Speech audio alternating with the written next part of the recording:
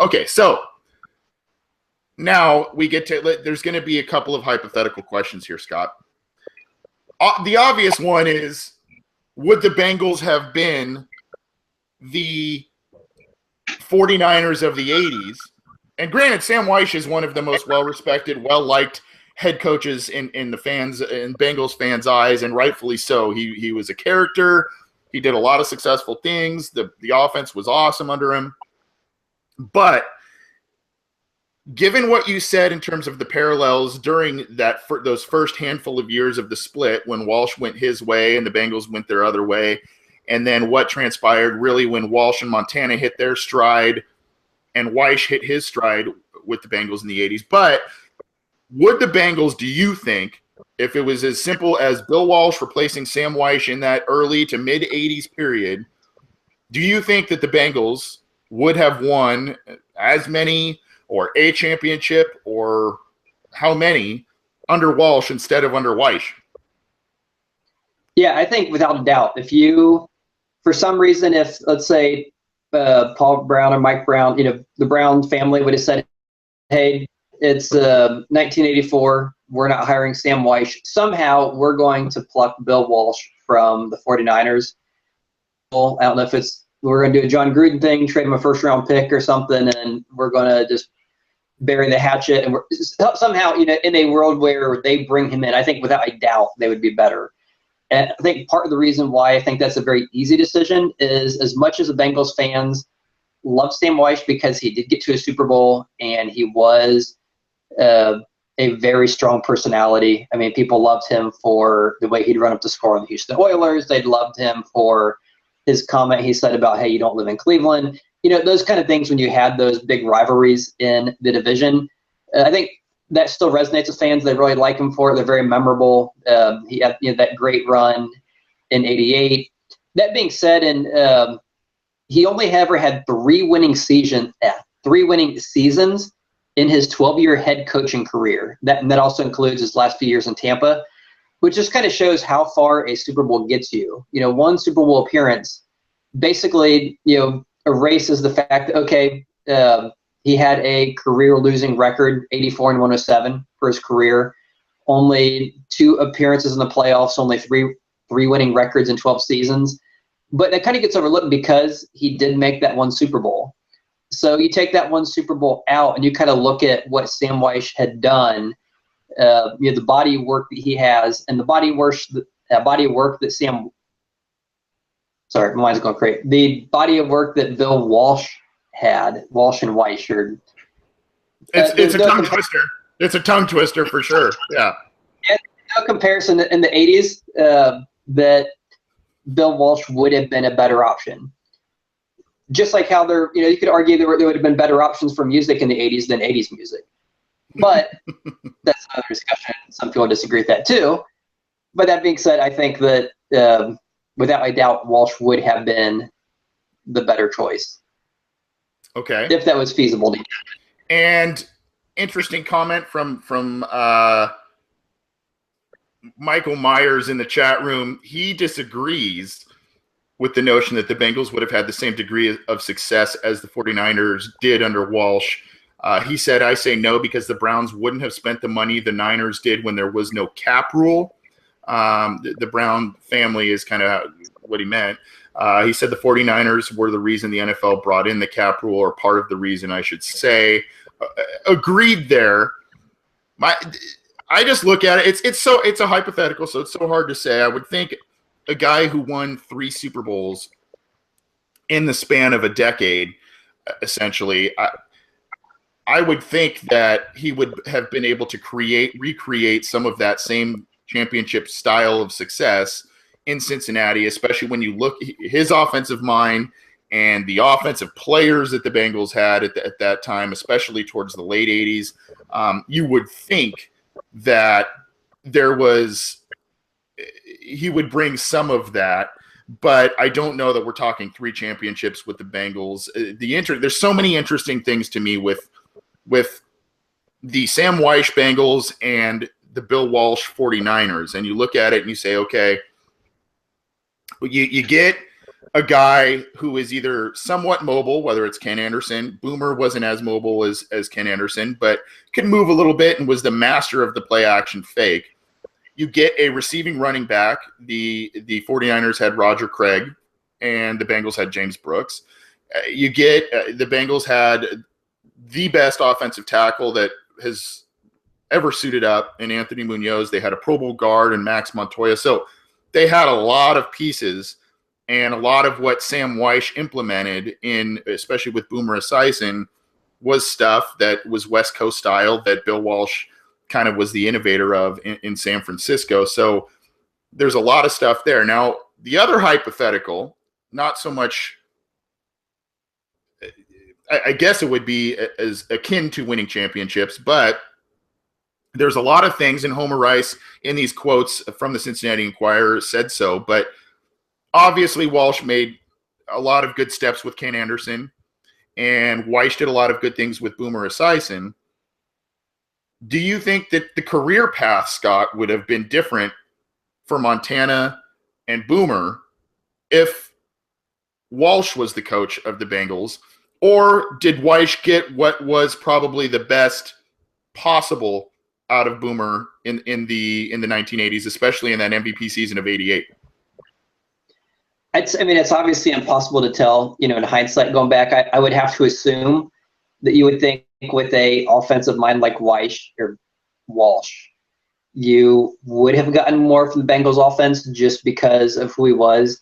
That being said, you kind of have to wonder, okay, if Boomer wasn't exactly the kind of quarterback that Walsh would have wanted, would they have even drafted Boomer? And then that gets into other questions, and you would kind of assume, when he was drafted, it was because he had fallen so far. He fell to the second round when he was expected to be a first-round quarterback. And so if he was there when the Bengals were drafting with Walsh, you might argue, well, okay, they would have taken him anyway because he'd have been the best player. But if they were set on, no, we want a guy who's more of a, West Coast, guy who can move a little bit, who can, has the high accuracy dink and dunk, but isn't necessarily a great deep ball guy. They may have gone a totally different direction at quarterback, and you never really know. But I would have to assume that, yeah, just based on the results, how the offenses looked with the players that were in there, I think you kind of would have to argue that Walsh would have been a better offensive producer. You would have gotten more from the offense from Walsh without having any way of actually proving it. Which is saying quite a bit, because especially in that '88 season, that and even into I believe it was 1990, the Bengals offense was really clicking well. Obviously, James Brooks, Ickey Woods, there's Tim McGee, Rodney Holman. A lot of very good players, a lot of Pro Bowl players, aside from some of the others that I mentioned, that are some parallels between those Niners teams and those Bengals teams in the 80s. Scott, is this – so when I look at it, again, this isn't really a hypothetical like some of the other questions we had, but I guess what I see is, once again, the Brown family trait of favoritism, and this shone through with the Bengals going with Tiger Johnson instead of Bill Walsh. Tiger Johnson was there at the inception of the Bengals franchise as an offense, I believe, as offensive line coach with the team in 1968. Was with the team for a number of years before he got promoted to head coach. Obviously, Walsh was as well, but it was kind of the Paul Brown, old school conservative mindset. We want a guy who has been around the block quite a bit and maybe won some championships, and we can't trust these newbies and these guys that kind of have a little bit of a wackier approach. Obviously, they changed their mind a little bit when it came to Weish, but that again was an internal hire of sorts, because Weish was intimately familiar with the Brown family and the Bengals. So I don't want to say that it was maybe a culture type of hire or Passover of Walsh, but I look at it and it's hard to dispute that. I don't know. I mean, we see some of the same things from Mike Brown in terms of who gets hired. Now, obviously, people can argue that things are changing today, but it's obvious he's stuck with Marvin Lewis, a guy he trusts, even though he was an outside guy. It's a guy he trusts and has trusted for a long time, and he's promoted other guys within the organization, or hung on to other guys that are kind of Bengals guys, if you will. I mean, is this simply just something that all of us need to kind of accept as Bengals fans, those of us who follow the organization? Is this just kind of an early chapter of the favoritism and the mindset of the Brown family of let's go conservative, let's go with the devil we know and maybe not the one we don't, and sometimes it bites them in the rear end? Yeah, and I think you see this I mean, there have been many times where they made decisions that kind of made you wonder if that was, there's something obviously more than just what you see on paper or just what seems kind of like the obvious thing. And you can look back when they hired Dave Shula. I mean, that was a big one. He had, had the lineage. He had the family name. His dad had won a Super Bowl, had a really good career.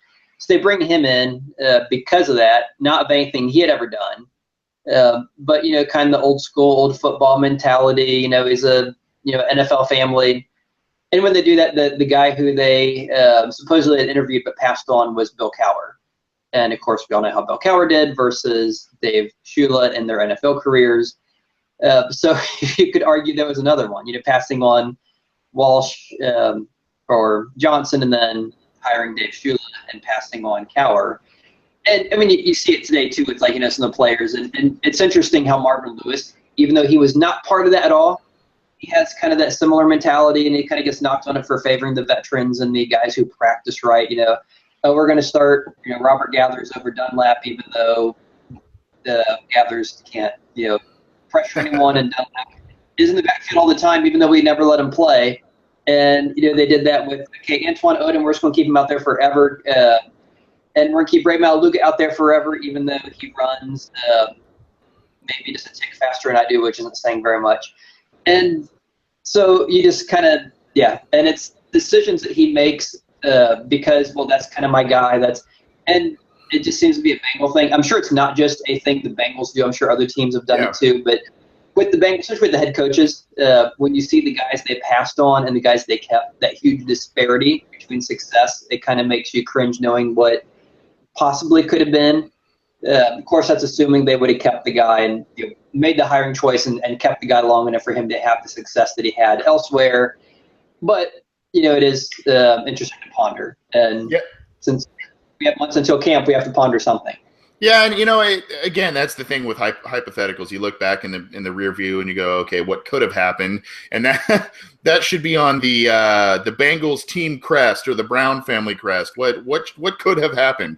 And I love that you bring up Cowher. I love that you bring up other guys that were passed over, because that's kind of the crux of these hypothetical questions, which is basically, does the Brown family provide a culture and an atmosphere for guys that, could have been easily a head coach for the team? Do they provide the culture that these other teams or other owners provide those guys that they've passed up that ended up having success? Do they still provide that culture that would allow these guys to be as successful potentially in Cincinnati as more so than a Walsh, more so than a Marvin Lewis? And, that's kind of the question of the ages. Now, I think, as I mentioned just a minute ago, we think that things have changed in terms of internal practices and how the front office trusts Marvin Lewis and how they operate, as opposed to what they did 20, 30 years ago. You just have to wonder. A guy like Walsh was in Cincinnati's doors. I mean, he was with them for years, and they don't take him. And not only does he win 3 Super Bowls, he wins 2 of them at the hands of the Bengals. So you just kind of look at it and you go, well, I mean, you have to hope it's either a long span of bad luck that's going to run out at some point, and the Bengals will finally, get on a streak of some good luck, or they need to, once again, reassess the practices and how they build a team, how they approach everything, and really get to become a team like the 1980 49ers, the 1980s 49ers, the Steelers of not only the 70s, but of recent years as well. I think that's just kind of the core of this entire history lesson, if you will, is kind of just how the Bengals operate, and if they are giving their coaches everything they need to be able to create a championship team. And again, it's kind of, I don't know. I mean, from the outside, you see it and you go, well, probably not. But I don't know. Any additional thoughts, Scott? I just think one thing you mentioned, that culture, and I think Mike Brown would like to win. I mean, you would hope that if you own an NFL team, you would like to win. But I think there's different levels of that, and I think that's what you're hitting on is you get someone like Mike Brown. I'm sure, all things being equal, I'd like to win. I don't want to lose money in this venture because this is my business, my livelihood, and it'd be nice to win. I'd prefer to. I am trying to win. But then you look at someone, and this is a great outsider's view, but someone like Jerry Jones, who comes across to me as someone that not only would I like to win, it is my life to win. Everything I do is going to win. I don't care what I have to do. I'm going to do everything in my power to try to get this team to win.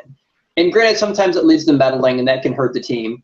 But, at the end of the day, that he's going to do everything he physically can to see that his team wins, whereas Mike Brown's more the kind of like, let's say you're into politics, and I don't know, you're in California. I think California's blue state. So say you had a neighbor who wanted Hillary Clinton to win.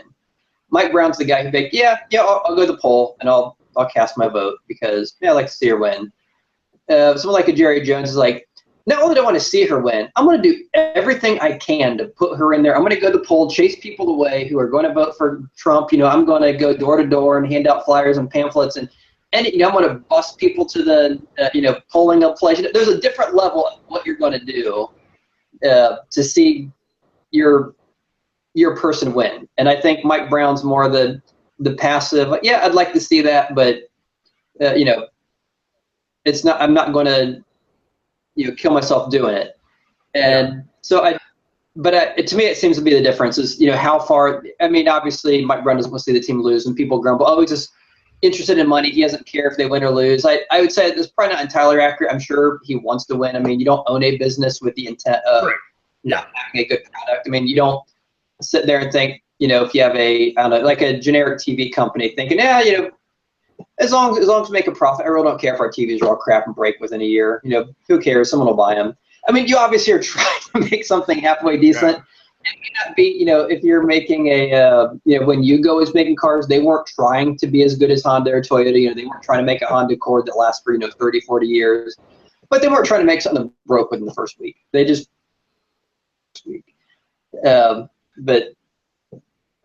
and I'm sorry, it's kind of off topic, I guess. No, it's totally on topic, and that's what it comes. And I think you're right, and I think what you're saying is, obviously, his father was a godfather on the Mount Rushmore of NFL football, and was a guy who won a number of championships. Granted, this was in the 30s, 40s, 50s, a long time ago.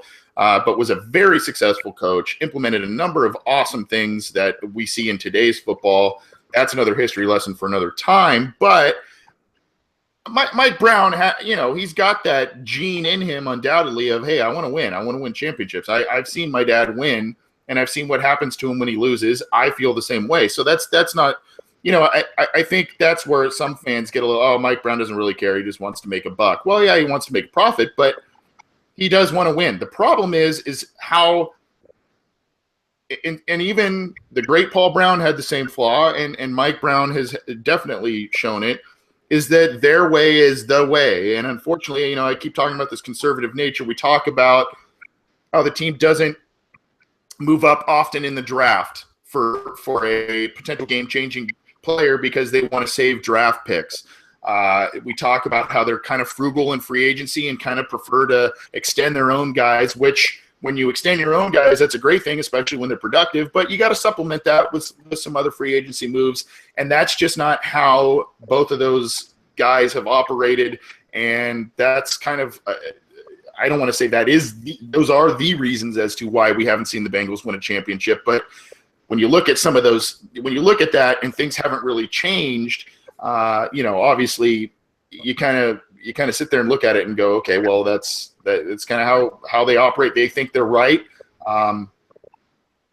And you got to hope that at some point that strategy pays off, but it hasn't. One little interesting hypothetical that we saw, or that I saw in the YouTube chat, was again from Michael Myers, who said he just kind of mentioned the Browns, and we can sit here and say the Sam Weish, Bill Walsh discussion, but obviously what if the Browns didn't move and kind of stuck with Bill Belichick, who had struggled for his first couple of years, had a decent season. I believe it was his last year there, or second to last year there. What if they had stuck with Bill Belichick and let him build what he built in New England? And we might be seeing a very different franchise there. But that's our history lesson for this week's episode. What do you think? We'd love to hear from you. We'd love to hear your thoughts, especially from some of those old school fans who remember those days of Bill Walsh and Sam Weish, Ken Anderson, Boomer Esiason, and if we left any details out, let us know. We are definitely a little longer in the tooth than some Bengals fans, but we did not experience the inception of this franchise in the 1970s, that sort of thing. So if you have some additional thoughts, let us know. You can hit us up on Twitter at BengalsOBI, via email, theobinsider@gmail.com. You can also, if you want to comment, and we've received quite a few, both on YouTube and other areas, YouTube, iTunes, you can download all the stuff there, SoundCloud as well, Cincy Jungle. If you want to leave some extra comments there, we like to read those and on the air, or we just like to absorb them and appreciate the feedback that we get from you. So let us know what you think about this history lesson. And props again to Jim Ozarski of the Cincinnati Enquirer for putting together this little piece over the holiday, the July 4th holiday. It was pretty interesting with a lot of good quotes. So if you haven't checked that out yet, please do. It's pretty awesome.